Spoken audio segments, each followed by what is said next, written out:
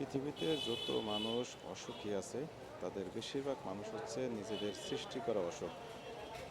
সুখটা তারা খুঁজে পায় না, তারা আশপাশ থেকে ভালোটা দেখতে পায় না, অর্থাৎ কৃতজ্ঞতা জ্ঞাপন করতে পারে না। সে কারণেই তারা সুখটা আসলে পায় না, প্রপার সুখ বলতে যেই বিষয়টা সেটা তারা পায় না।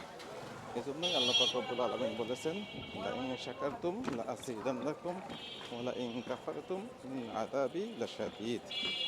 আরেকটা একেবারেই যথোপযুক্ত যে আপনি যদি ভালো কাজকে অ্যাপ্রিসিয়েট করেন, ভালো কাজের প্রশংসা করেন এবং সেটাকে স্মরণ করেন, তাহলে আপনার জন্য সেই ভালো কাজটা আরও উত্তরোত্তর বৃদ্ধি পাবে। কিন্তু আপনি যদি সেটার থেকে প্রশংসা না করেন, সেটাকে অকৃতজ্ঞতা জ্ঞাপন করেন, তাহলে আপনার সেই ভালো কাজের যেই নিয়ামত আল্লাহ তাআলা সেই নিয়ামতটা ছিনিয়ে নেবেন, বরং আপনার জন্য রয়েছে যন্ত্রণাদায়ক শাস্তি।